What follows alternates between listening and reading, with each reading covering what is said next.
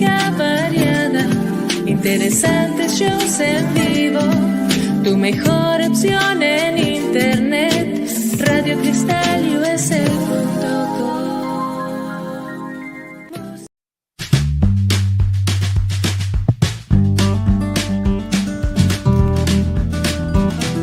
Hi, bienvenidos a mi show. Welcome to Catching Up with Claudia. Now, ojalá que se puedan quedar hasta el final para que puedan escuchar lo que va a compartir mi invitada o mi invitado. Así es que no se les olvide también de seguirnos por las redes sociales. Estamos en todas las plataformas. Hasta luego.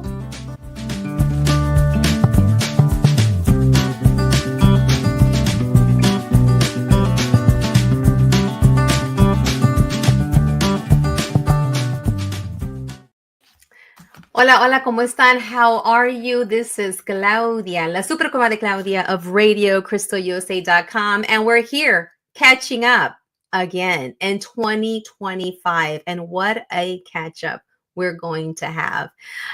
This is the first show that we're recording for the year 2025, and this is show number 307. Yes, you heard right. We have been reaching out to our audience now 307 times. This is the 307th time today. And, you know, this is not exactly how I wanted to start off La Super Comadre for 2025. But you know what? It is what it is. And I am blessed to have this platform. I am blessed to be able to have this connection with my super comadre Liliana, to be able to inform, to share, to uplift others, including myself. Because sometimes you have to be your own cheerleader. And with the way things are going right now, which we've been there before, we need to make sure that we cheerlead ourselves, that we lift ourselves up and each other. Because right now, I'm going to bring on a guest that's been here before, years ago. And she's a near and dear to my heart. We don't talk all the time, but I've been watching her continue to grow her practice. And this practice has a lot to do with what's going on right now in the news. So, but before we get there, catching up, La Super Comadre, as you know, I am going through menopause. And I will always share this because I want to normalize this. La menopausia, la perimenopausia, yo creo que así se dice en español. So this is my hot flash era. Hashtag hot flash era. You know, Taylor Swift has her eras. I got mine right now, and it's hot flashing all over the place. You know, menopausing while raising kids, wow, that has been something. And I also talked today to a near and dear future comadre that will be on in a couple of Tuesdays, 3 Tuesdays from now, because she and I share a lot in this hot flash era, in this menopausal moment that we're having right now in our life, because it is a moment. It's going to be a long moment, but it's a life. It's part of life. We all go through this. If you're a woman, you will go through menopause. Some people will feel it really hard. Some people may not. But you know what? I want to make sure that in this area that we have right here, this space that we have right here, that we normalize what menopause is, that it is a part of life, that, you know, if we need to get some supports when we feel like we're getting a little too hot, right? Or we're feeling like our world seems a little crazy. Well, not that it's crazy right now, but crazier than usual, that we reach out to the professionals to help us through this stage, this transition of life. Hot flash era, las menopausias in English and español, we will do our best. So that's another comadre coming down the road. She's going to be a new one. But before we get started, I did want to say, like, you know, all kidding aside, and I can, you know, earlier I said, you know, going through menopause, I'm always wanting, you know, to, take care of these hot flashes with something nice and cold, like ice cream, like just sticking my head in the fridge where the ice is. But, you know, lately, you know, we've been having the word ice come around us in our lives, in the news. And it's not the kind of ice that I am welcoming in my menopausal life. And I want to take this time to to share some resources, because right now I am inviting you, those of us that have the privilege, that have the ability, that are looking at our brothers and sisters that look like me, our brothers and sisters in Christ that look like me, that are being literally hunted, taken, after the person who is in office right now said that he was just going to get rid of the bad people, the bad guys, the ones with criminal records, the gangs, all that, you know.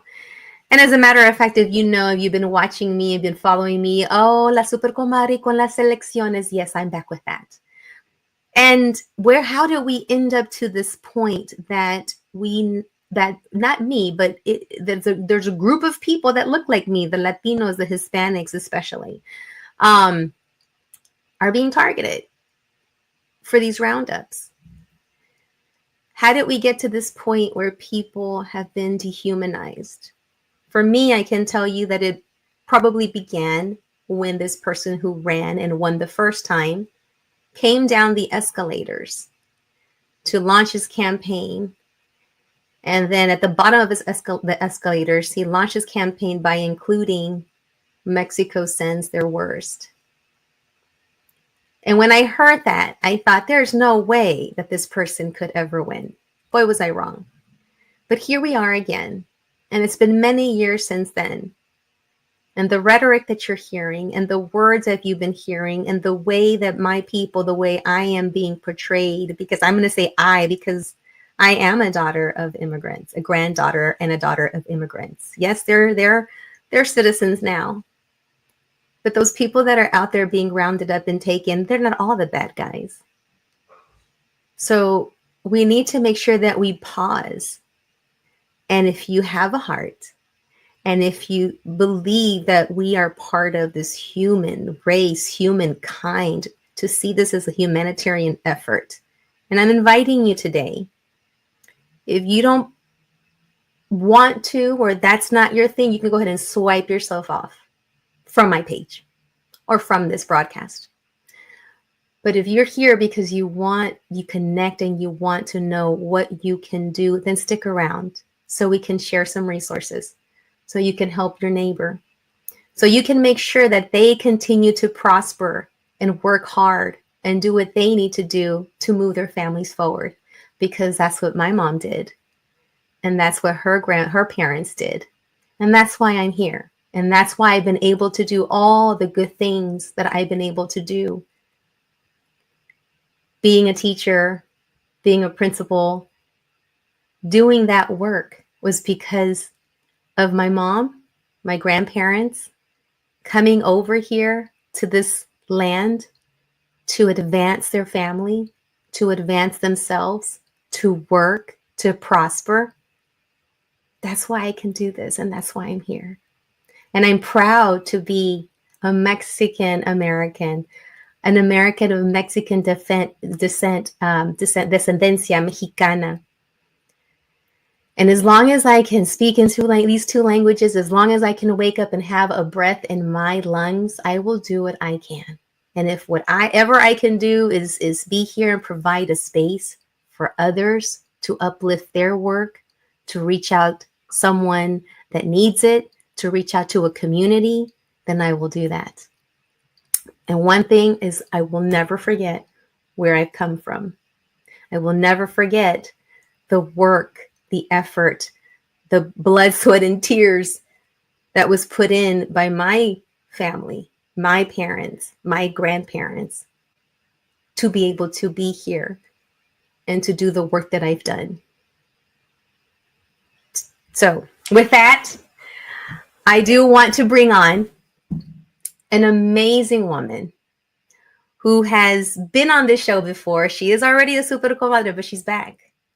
And this is la super comadre, la abogada, Ruby L. Powers. Now, Ruby, comadre, if you can bring on Ruby, we're going to get to those resources later, but I want to bring you on because I am honored to have you here. You have been in the forefront. And I just wanted to bring you on because over the weekend, I got together with some friends because we were just like, what do we do? What can we do? I put it out on Facebook. Someone sent me the red cards from a link from the Immigration Legal Resource Center. And that's what all I could do. But I thought, you know what? I'm going to reach out to Ruby. Thank you.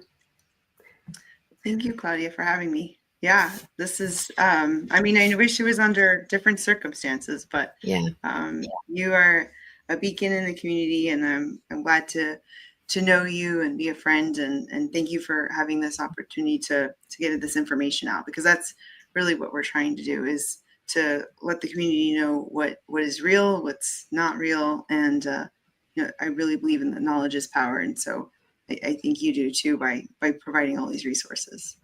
Absolutely. And I want to just say that I can't not do anything else but do this. I wish I could do more.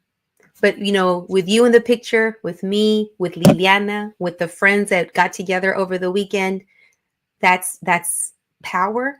That is movement. That is something. If that's something I can control, if that's one little thing, and I'm glad that I always know that, you know, paths cross for a reason. And it was when we met, it was 2019, right? We calculated. Yeah, that's crazy. Right. And right. It was an amazing story that you shared, because I had no idea que hablabas español and all that, and your beautiful, rich heritage that we shared. I'm like, oh, what? Okay. But I loved how you came and you shared your story. At that time, you were running for office, and then, you know, and we've grown so much since then, and you've grown your practice. And I want you to come today. And I know I gave you like a bunch of questions because I gathered questions from friends. But yes, there's that fear.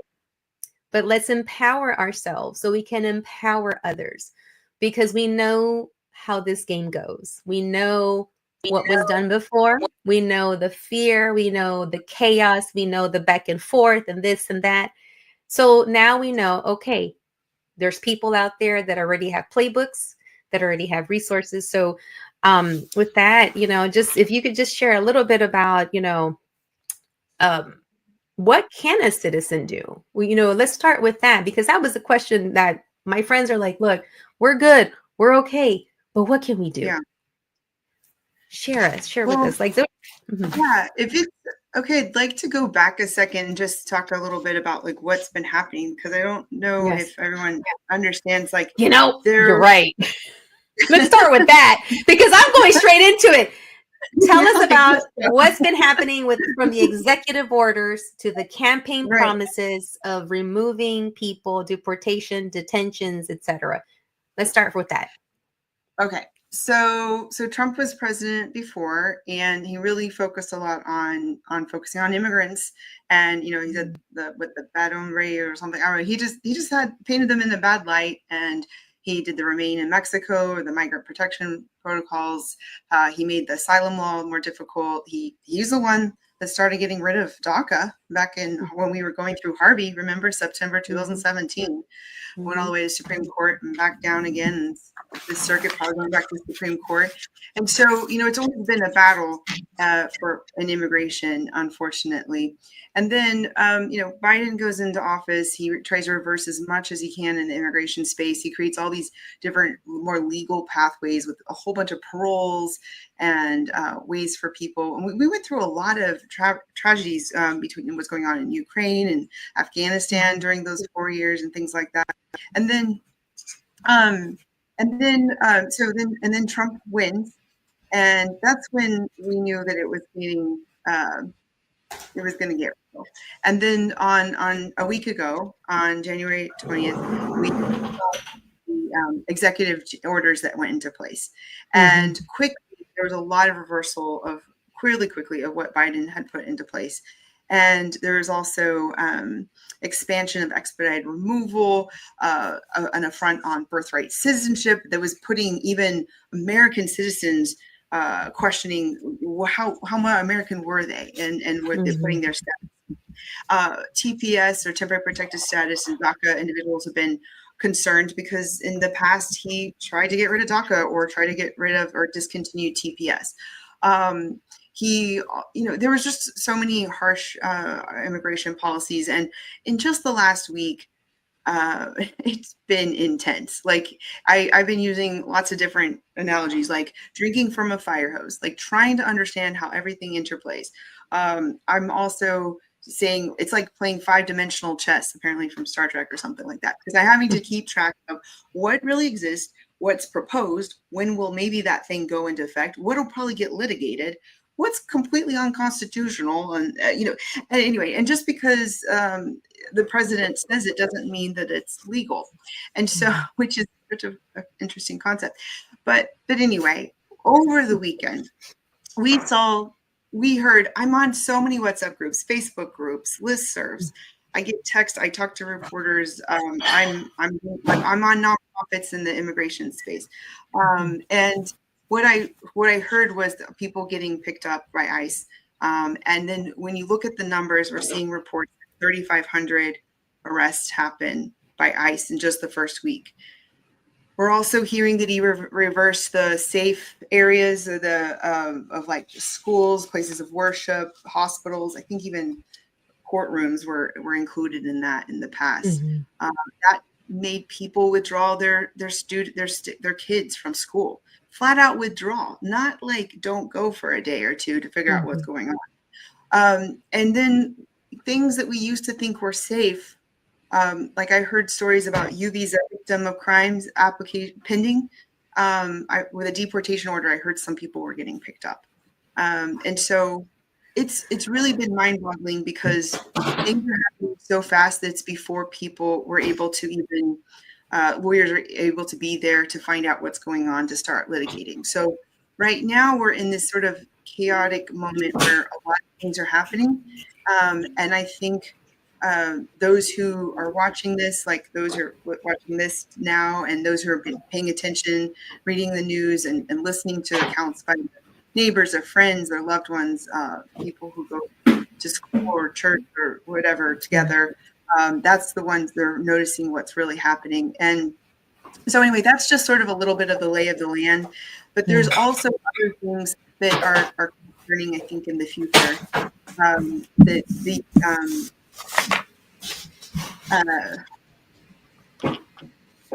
The other thing is that they're talking about having like a registration process for those who don't have status.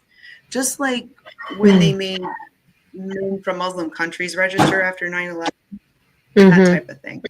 And we're also, they got rid of CBP-1 at the border, which was a way for people to be able to come in, and then calling down troops at the border. So there's a lot of different things going on. And I know we want to be positive and we want to have like know your rights talk and resources, but I just want to give like an account because I think it's hard for even one person to really understand all the things that are going on. That is a lot. Yeah. That is a lot. That is a lot. Just me hearing you and you being in that space, it's like you're just being pulled in different ways. Now, where do we start? What can we do? Because the stories, like you said, the schools, I have a question about what about schools? What about them coming to the schools? Our kids are afraid to go to school because they don't want to come home and not find their parents home. The churches now. So there's so much that has been released. So how can we help you or how can we help the other? What is it that's something that we can support? Well, let's maybe go like step by step. With the schools, for example, there is Plyer v. Doe that is a Supreme Court case from, I believe it's the 80s, 82. And it basically says that children, regardless of status, are allowed to go to school, public school, K to 12. So we know that they can go to school. But the thing is that what is the reason for getting rid of this safe spaces? It's because you want to stoke fear in people's minds. You want to scare the parents, basically. Because for the most part, it's going to be the kids are probably American. Not always. But for the most part, they probably are. And you're really scaring the parents from dropping off and picking up and being a part of it and going in a group setting, which is common. You know, you get in the auditorium and you're learning, and you're going to a show for the kids to put on, or you're learning, I go to a PTA or PTO meeting. And so this is where eating at the heart of that community by stoking fear in those parents. On Thursday, I got an email from a client saying, should I send my kid to school? And it like really shook my conscience, because I was like, oh no, what is that? What people are really thinking? And you know, now it's we know that that's what people are thinking, but like on Thursday, that was the first time I had heard that. And anyway, so what I would say is that the schools are trying to do the best they can to follow the law, but then also create a sense of community. They get paid by attendance.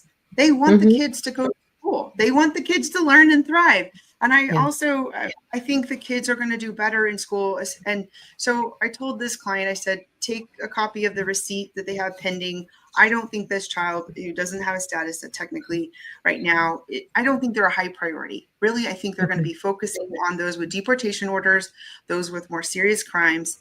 And then they're probably going to keep going down the order, I guess.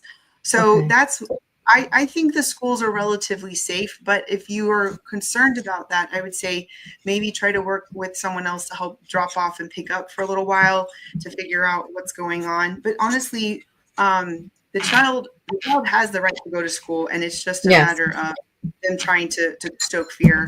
And the other thing is this whole, I want to go back one more concept. Okay. Biden, it's the whole definition of like criminal. Like Trump's interpretation of an immigrant criminal is like almost everybody, because if they overstayed or they have entered illegally, or even if they, regardless of whether they have a crime, he considers that a crime. And so when he was talking about focusing on detaining or rounding up or whatever, he has a broad definition of that. Under Biden, it's not like you literally had a crime. Like a crime. Yeah. Like from what now it's being not even here. Arrested, like you were convicted of it type of thing. Because the Lincoln-Riley Act is like, you could be arrested and you could be you could be mandatory detained. Like even for $100 shoplifting charge. And apparently it can be retroactive too. So that's probably going to be signed in shortly, but that's part of the conversation. So anyway, that's something, because that's something new that I heard was about that Riley, the Riley Act is a net, like literally casting a wide net with nothing. Like there you super go. Wide. Because we have the presumption that people are innocent until proven guilty. And so exactly. And so in these cases, they're saying, well, you just get arrested, we're gonna mandatory detain you, which never really ends that well, because most people get overwhelmed and just start signing that, okay, I'll get released. And then they regret it for years and years and years to come. So for schools, like it's tough, but I think that there's going to be more damage to the children if they don't go. And then they're picking up all this vicarious trauma and stress from the parents of all this uncertainty. The secondary trauma. So what it sounds like is, for now, yes, it's a safe place. Yes, even though we're hearing that Homeland Security so-and-so never said they were not, but he said it was that they wouldn't, that it's open game. So you're saying that it's best for families to have a plan, like during this time, have a plan with those family members that are, or friends that are not at risk of being detained and deported, to take the kids. Is that what I'm hearing? Is to have some kind of plan? I think if you feel like that the school might be a target at some point, but we really haven't seen the school be targeted. That's what I'm saying. I think it's a lower on the priority. That case, what happened in Chicago is there's 2 Secret Service agents, which are technically under DHS, but are not ICE. And that caused a whole bunch of panic. A lot of panic. Exactly. Yeah. But I truly don't think that they're a top priority. But I think that if you are concerned, I would find, make a plan, maybe share carpooling duties somehow, and have, everyone, regardless, if you have a mixed status home, you should have a plan, emergency plan, who would take care of whom, where are the documents, who would you call, and having funds to hire an attorney to help you get out of the situation as much as possible. As much as So, possible. Okay. yeah. Now, if they need someone, are Mhm. you the person that they can call? Do you, you know, where, like, that's the next thing. Another question that came up was, what happens once a person is detained and taken, and what does that process look like? How should families respond? So it sounds like that helped a lot with making sure that there's, if you're in a mixed status home, that there's documents, you know, make sure you have that at hand, have call numbers ready of people that you can reach out to, and have those funds pooled and ready to use in case you need to get a lawyer involved or get someone like you. Would you be the person, because you're getting hit up left and right? So my firm is taking cases, and we're full service, which means we help from employment, investment, family based, not complex relationship like midwife birth, naturalization, court, asylum, mandamus. We do all of that. But Okay. what I think is really important, and I'm board certified, and there's only about 200 board certified immigration attorneys in Texas. But what I would suggest is you find someone you can get in with and you trust and have a good reputation. I mean, we're taking cases, but I want to say, like, there's other options out there. Find someone that connects with you well, and make sure that you know, bottom line, at the very minimum, know what your rights are. Know what you're eligible for. Like today on the consults, it was, this is what you're eligible for right now, but it's going to take you a long time. And this is what you'd be eligible for if you got put in immigration court. And so, they walked away with knowing what their options are. I gave them advice about having their documents in order, having funds ready, having their kids know these types of things, or having someone in the family who can be an emergency contact. But yes, we're taking cases. We're there to help people through these times. And honestly, a lot of the attorneys are being inundated right now. So I think, making sure that they can respond and help you out. So just be patient with us right now, because there's a lot going on. But is there a 1-800 number? Is there maybe someone, calls you or calls X, person, and they're just inundated? Will they send them to someone else? Is there like some type of 1-800 number someone could call? Not officially. There is a hotline with the Houston Immigration Legal Services Collaborative. I'll put this in our chat for that to be announced somewhere. There's also, like, AILA is an American Immigration Lawyers Association. If you're looking for an immigration attorney, is another place that you can go to make sure that these people are a part of this organization of about 17,000 immigration attorneys in the country. But basically, you need to have had this consult, so you know what your options are. And, like, for me, like, if someone's had a consult with me in the last 15 years, we still have those documents, that information, those records. So if someone were to call me and say so-and-so is detained, I'd be like, okay, well, give me a little bit more information, have this consult. But I would already have a lot of information. I'd be able to, potentially move pretty quickly, as opposed to not having anything at all. And those are some things to consider. I want to go back to what you said about if someone were detained, what would you do? Or is that the detained? Okay. Yeah. Go ahead. Well, basically, there's multiple things that I would walk through. One of them is, let's mention this about the expedited removal is being expanded. What does that mean? Well, it used to be that if you had been here within 2 weeks, really recently, and that usually they found you near the border and you within 100 miles of the border, that they could just say, okay, here's a deportation order, expedited removal. Don't see a judge, just move quickly, boom. But the thing is, they're expanding it to if you've been here within the last 2 years. Well, there's a lot of people who've been here entered in the last 2 years. And so that's part of their plan, is to find a way to find those individuals, which many of them had applied for things, either maybe a parole or maybe asylum, and try to find ways to quickly invoke expedited removal. That was a memo that came out closer to like Thursday of last week in the enforcement. So there's a lot coming out right now. But that is one thing I'm a bit concerned about, because it's 100 miles within international borders, but a lot of people live within that. And I believe they even say international airports are still. So that means a lot of the country is within 100 miles of that. So those are individuals who've been here more recently. But those who, let's say they're just at the wrong place at the wrong time and ICE finds them. If they don't have proof that they've been here long enough, and they don't say that they want to fight for their right in court, their due diligence and their due process, then I'm hearing stories of people getting swiftly detained and deported.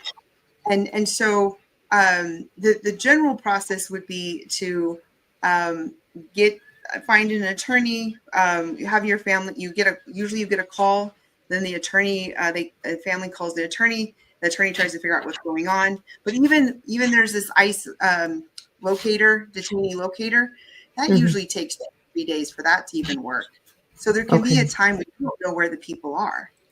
And and how would you know? I mean, how would you know where to start? I guess, that question, like, let's say me, my partner goes, doesn't come home. Then I start, and the phone is only ringing. And then I start freaking out. Like, what's the first call I would do? The ICE, you said that there's an app, or that what you just said, the ICE detainer? Yeah, let me put that link in here. It's the immigration detainee locator, the ICE online detainee locator. And so are they given a chance to use their phone and say, hey, can I have my call while I'm getting rounded up? Are people given a chance to do that? Given like one, and actually I want to bring that up. Normally you're given like maybe one call when you're at the detention facility, to do that one call to like either the loved one who's supposed to create like this whole chain of communication, or maybe your attorney, but probably you should go to the loved one first, because they might not be able to get through to the attorney right away. And then then that person becomes sort of a proxy that communicates with us when we're doing detained work. And they need to know a lot. Like, so that's the other thing, is if we've never talked to the person who's detained, and if the proxy, that family member or friend, doesn't know, then we're we're talking to like a third party. And a lot of those things are really important. Then they have to hire us to go to the detention facility, or to try to talk to them. Sometimes, I mean, honestly, it's going to be a bit chaotic until it's not, because it seems like they're really quickly moving. And so they're trying to get these numbers up so that they can brag about it. And that's what I'm hearing, is that he's issued quotas of up to like 1,200 to 1,500 people a day that are supposed to be detained, because they're like truly trying to have something to brag about. Right. And which is another thing about creating this, what we're seeing, out of a campaign promise. Yeah. Right. So, but it's messing with people's livelihood, lives, mental status, traumas that are unnecessary. So, that's a lot. I've been trying to take notes here. Yeah. I mean, there's going to be less people who are going to frequent businesses. There's going to be people who are going to stay home. I mean, it's almost worse than what was going on in Florida after that. The bill or the law from like a year ago, where people, it was about a year ago, for another state, but this one's like national, and like it affects the employees start disappearing.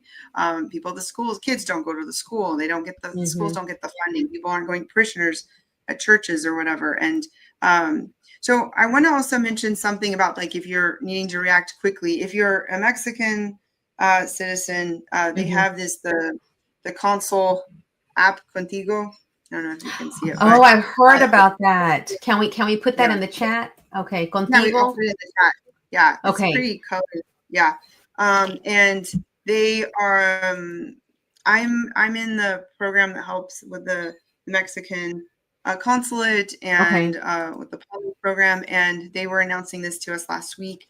It's been getting out there, and so basically the gist of it is, you download it, you put your information in there, and then you the idea is if you were about to be detained, for example, it's like an emergency button that alerts relatives, potentially lawyers, the consulate officials, and so that it can also help you know where the nearest consulate is and some of your rights. And there is like a priority contact button in urgent situations. And so I still need to play around with it to see how it all works, but I do have it on my phone, and with planning on using it at some point, just to sort of like see how it works, so I can help let people know about that. But that's absolutely, there it is. I see the link coming through, and we'll be and it's okay to share this. We should share this on our social medias if anybody needs. They want people to know about it. That was part of the mission of getting us attorneys together and to get the word out about that. But like, can I just say, like, please, let's try not to be reactionary. Let's try to be as proactive as possible, because when people are just now having consults, when we're all sort of overwhelmed and inundated and trying to figure out everything, like it's a bit overwhelming, and it's just like, you know, we knew this was probably going to happen at some, not exactly to what level after he won. But it's not like, what can we do? And it sounds like making a plan, especially if you have a mixed status family, making sure you have all these numbers. I see the hotline that we're going to be sharing. If you're a Mexican national citizen, we have that app that, there's great resources here. But number one is remain steadfast, remain calm, try to get your game plan. Make those connections that you need to connect, so that if and when this does happen, that you already have a loved one that's going to fill in for you, that you can call from wherever you're taken. I think this is great information, because that's one of the questions too is, what do we do? What can we share with the community?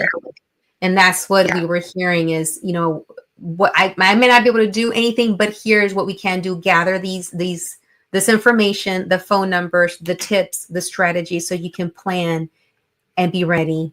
Hopefully you don't have to, but still have that conversation with the lawyer. Go ahead and do that.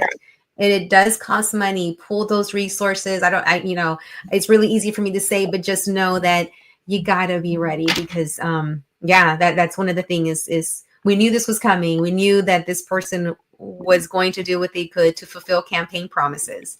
And we were going to be the scapegoat. I say we because it's very near and dear to me, because my parents and my grandparents were immigrants, and they didn't become citizens until later. My grandfather my mom's dad crossed over the river, went through the river, went over the bridge, got taken back many times. And then it wasn't until much later that he was able to become a citizen under Reagan. And that's always being brought up. Why don't they just give citizenship pathway like the way Reagan did? I go, well, that was a different administration. This is something different. It was Republican. A lot of people don't remember that. I know that was amnesty, but you're not supposed to say amnesty, and the new word you're not supposed to say is like parole, apparently, because parole is like what he's trying to get rid of everyone. Right. So now another question was, I'm hearing about the plan. What if someone, like, we have these cards that we were looking at, and we've made many copies, and my friends and I were taking these copies, and I already started giving them out. And it says information here, and you read them, and it talks about, if you are at risk or you're being apprehended, or someone's coming at you and they're identifying themselves as this, and it has information here on what to say. And that's if you're out. But if you're out and about, this you can give them through your car window, or you give it through under your door. And it says, I do not wish to speak with you I do not wish to speak with you, answer your questions, or sign or hand you any documents based on my Fifth Amendment rights under the United States Constitution. I do not give you permission to enter my home based on my Fourth Amendment rights under the United States Constitution, unless you have a warrant to enter, signed by a judge or magistrate with my name on it, and that you slide under my door. So that's if you're at home. I do not give you permission to search any of my belongings based on my Fourth Amendment rights. I choose to exercise my constitutional rights. And this says these cards are available to citizens and non-citizens. cars are available to citizens and non-citizens alike, and it's in English and in Spanish. So you know, what if this is created so you could put it under your door? Someone comes to your door. What then? What if I'm out washing my clothes at the washateria, right? Or I'm out shopping for groceries or at a restaurant, and someone comes in and I get asked, and I'm not, official. I don't have documents. I'm not a citizen. What then? Well, I put a link here. You probably already have it. Like they have these in multiple languages, and we're even giving them out to clients and having it in our front lobby as well. It's in general, it's basically following what's on the card, that you don't want to provide unnecessary information. And actually, another really good resource I mentioned this is the ACLU. I put that link in there. It says, law enforcement asks about my immigration status, how to reduce risk to yourself. Stay calm, don't run, argue, resist, or obstruct the officer. Because see, if you do some of that, it can get aggravated, and then they can try to charge you with something else. And if you believe your rights are being violated, and then keep your hands where police can see them, and don't lie about your status or provide false documents. I think it's good to know what these are, but I'm going to tell you, I think it's going to really come down to a lot of the different factors of what happens in the moment. And when people are afraid and concerned, I think it's going to be hard to stick to these. But I mean, we need to know them. We do need to. I think it's important to memorize them. So your rights are to remain silent. You don't have to discuss your immigration or citizenship status with police, immigration agents, or other officials. Anything you tell an officer but could be used later against you in immigration court. And if you're not a citizen and an immigration agent requests for your immigration papers, you must show them if you have them with you. Now, I will tell you, in the past, if a person had something pending, like an asylum or an I-130 or something, usually that was a pretty good thing to do, was to show it to the person. Or it was mostly at the law enforcement level, not like ICE necessarily. And then a lot of times they'd be like, oh, okay, yeah. But another thing we sort of said, but haven't exactly said, is that a lot of the racial profiling that's going to be happening, and also language. I've had clients that don't have a status, but they're basically DACA, and they've been here forever. So the officer's talking to them in English, and they're like, oh, well, you might as well be American or something in their mind. And so then they don't really pursue it too much. And that's where the language can be a factor. But, staying calm, not trying to aggravate the issue. I think the other thing is just trying not to get yourself being at the wrong place at the wrong time. Where arrests could normally happen, crimes normally could happen. Even some lawyers are saying, if you don't have a driver's license, maybe you shouldn't drive, because that's someone else that can drive and is licensed to do it. Okay. Right. Okay. So it sounds like it's just having a good game plan while this, I guess, dies down, goes away. When is this going to end? What are we seeing down the road? Is this going to be like this until someone else gets elected in 4 years? Because how long or until people are okay with what's the game? Where are we going with this? Okay. Well, I think that we need strong people, advocates in the community who speak up and say things, and who are letting people, speak the truth to power, and letting people know what's going on. I really think that once some of these stories start coming out, it's going to be similar to a family separation, which I was at the border a lot during that summer 2018 and subsequent in the fall, where it shocked the conscience. And when the new media was able to get through the attorneys who got the stories out that was happening, then Trump immediately reversed on that zero tolerance policy. And so I think it's a combination of people speaking up. We're already seeing protests happening, even there was in Dallas, I believe, this weekend, and standing up. Okay, let's also think about this. I think another positive thing to think about is that if the Democrats were to get the House, at least just a change in power in 2 years, and then they wouldn't have to be able to pass things so quickly. They'd start to see the fact that there's like there's people are upset with what's going on. And then, so if we can get to that point and that happens, then we're getting closer. But yeah, I mean, I think it might be just waiting out the 4 years, unfortunately, and there's going to be a lot of damage in that time. The other thing is, like, on the advocate side is, like, not only are we helping people one by one, but there's a lot of really great groups out there, like ACLU, there's MALDEF, a whole bunch of other ones, right?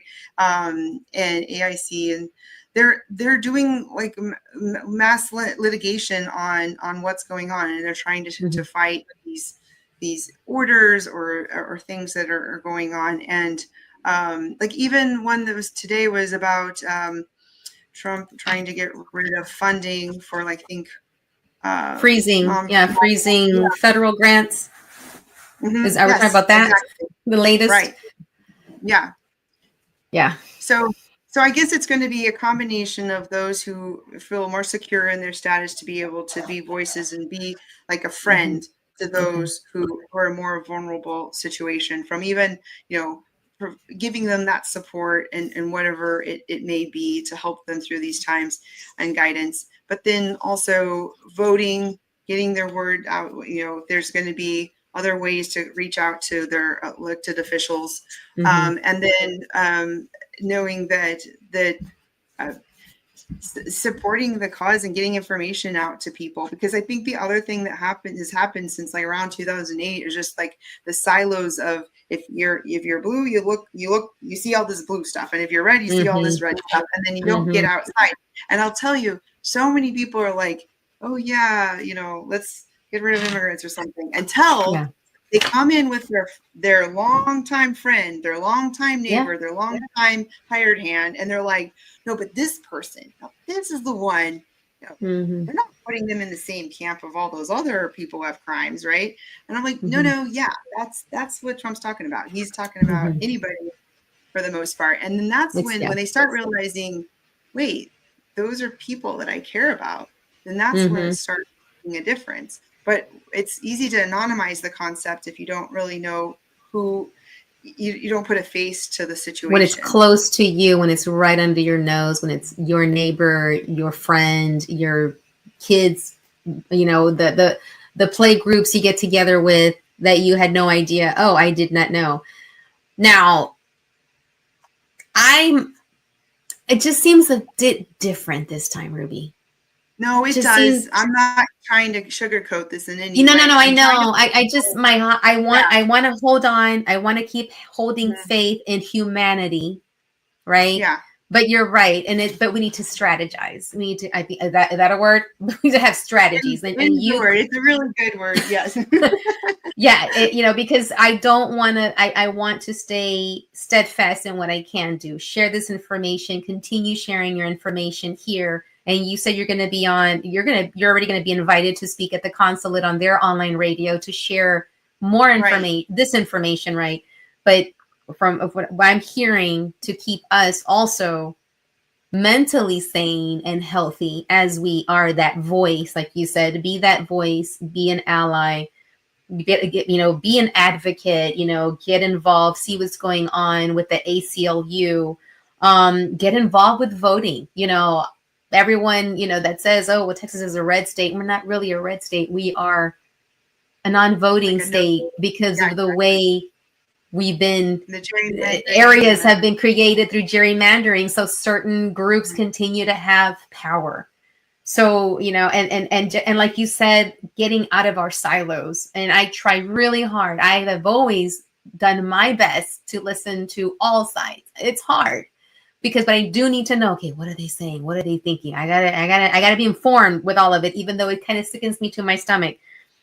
But becoming part of the voting process, I know that many did not want to vote this time because of XYZ of this candidate, whatever, right? I get it, but I don't understand it, but I heard it.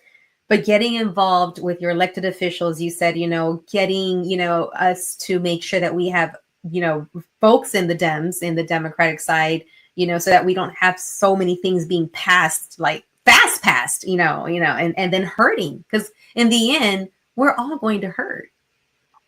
Everyone Oh is, yeah. whether you're a citizen or not.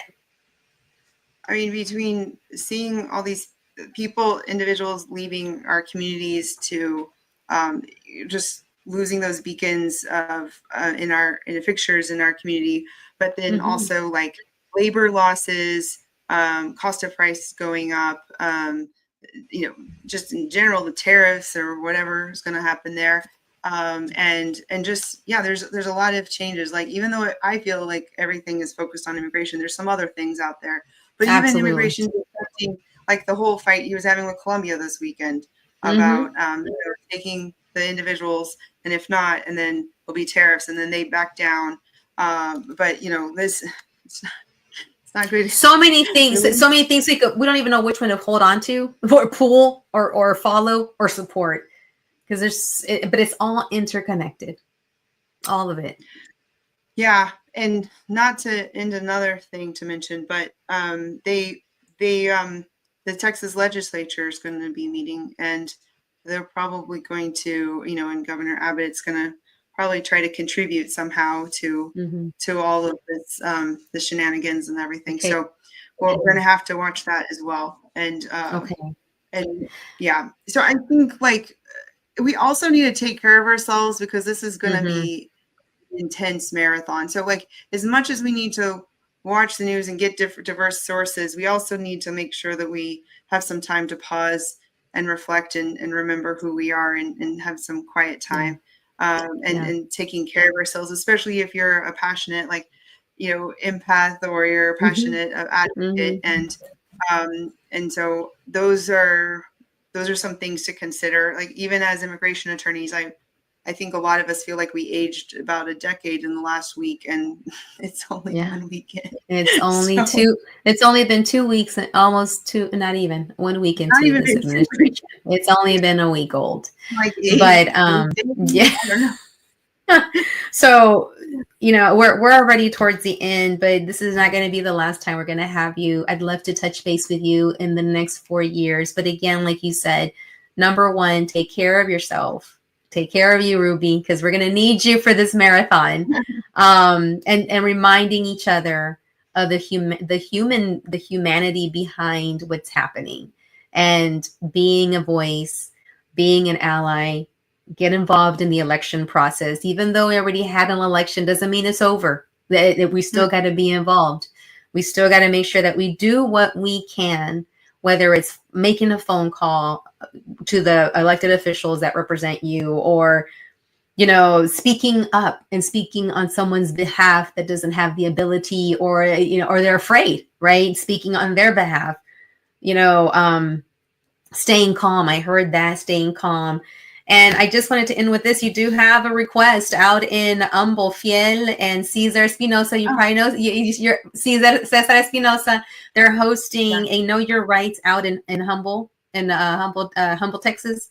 And it's going to be coming up February 5th. They might be reaching out to you to see if there's some kind of connection, support you can give with their presentation. Congresswoman Sylvia Garcia, as you know, she's also out there, and she's going to have a Know Your Rights seminar tomorrow over at HCC Northline. So right here, if you're listening, if you're watching, this is another colega, a super compadre, Cesar Fiel, who has always been at the forefront with his organization. And y'all know each other, and y'all been fighting the good fight for many, many years. But he has information here. If you see ICE, what do you do? How do you respond? How can we spread that awareness to others as well? And then Super Comadre Liliana, if you could pull up U.S. Congresswoman Sylvia Garcia. She has that event coming up tomorrow. And that's tomorrow from 6 to 7:30 at HCC Northline here in Houston, Texas. So if you're in Houston, Texas, you can join. You can follow her here. She's going to have it live streamed as well. And it'll be in English and in Spanish.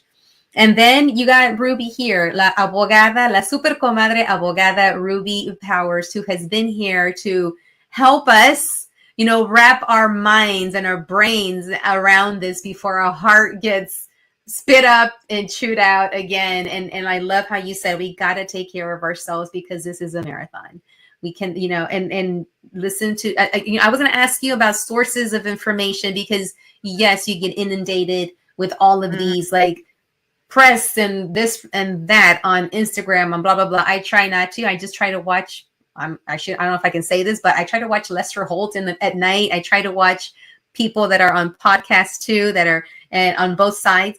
But what do you recommend that could be a valid source of information that we could tune into? Well, for me, I'm looking at the American Immigration Lawyers Association has every weekday they do a summary of what's the national and local news. It helps distill what's going on the immigration space, and so I put a link there. But in that respect, I think find a few publications or reporters that you trust. I think even though I do TikTok, I think I've been hearing there's a lot of information out there. So find an attorney or two or resource that you trust, and maybe get a few sources, and then try not to get too inundated, because there's going to be a lot out there. So the American Immigration Lawyers Association and other reputable news sources. The American Immigration Council has a lot of information. IRLC has a lot of great the Immigration Resource Center, Legal Resource Center. In Houston, we have the Houston Immigration Legal Services Collaborative, which was that number I had given the hotline earlier. And I would say they're a good place for us to sort of rally behind how we can volunteer and help out. But I think we're still seeing a lot of the different nonprofits and groups sort of like emerge as to how people can plug in. And that would be the other answer, like how to volunteer, be a resource, and help out. Even sometimes, like last week when I heard that these two teenage boys were being held with ORR, where they hold the unaccompanied children because their mom had passed away. Having someone saying I'll take them in if needed. That's an ask, but that's another way if people really want to do things, or finding nonprofits that you can rally behind to help out. And I'll just want to say that at my firm we do speeches in English and Spanish. We can do other languages. Know your rights. To churches, to schools, to whoever wants us to. Just let us know, and we can. All right. Well, thank you so much. And thank you for all of this wealth of knowledge and information. Like you said, knowledge is power. We got to keep ourselves calm as we go through this, steadfast. It's a marathon, and we got this. And we just got to keep fighting the fight. Like you said, have that faith, have that hope, but keep an eye on things and take care of ourselves, because that's what we need to do. All right, Ms. Abogada, gracias por todo.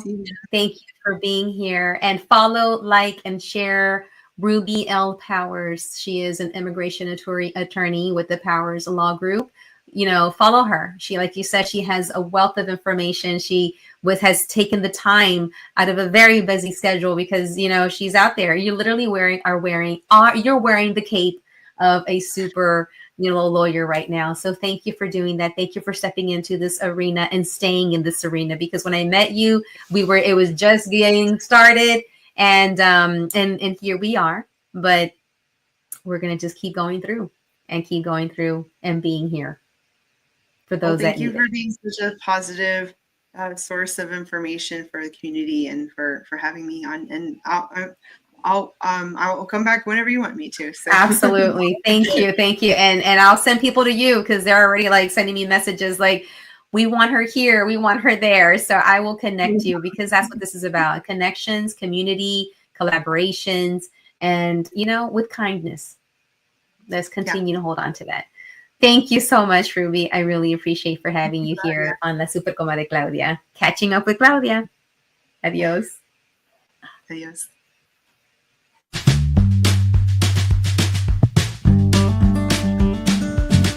Gracias por haber estado aquí en el show Catching Up with Claudia.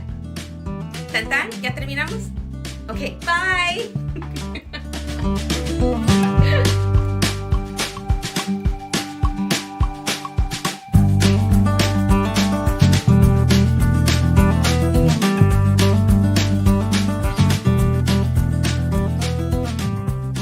Radio Cristal USA es patrocinado por Supernova Furniture, la mueblería de los paquetes de las ofertas más famosas. BAMSA Global, servicio de inmigración con más de 40 años de experiencia. Doneraki Fuego y Mar, con su auténtica comida mexicana que bien se come en Doneraki. Fred Haas Toyota World, es el concesionario número 1 de Texas y siempre tiene el auto que estás buscando. América Cinemas, te ofrece las mejores películas dobladas y subtituladas al español. Ostionería Michoacán, donde comes a gusto y delicioso, y siempre hay una cerca de ti. Gracias por patrocinarnos.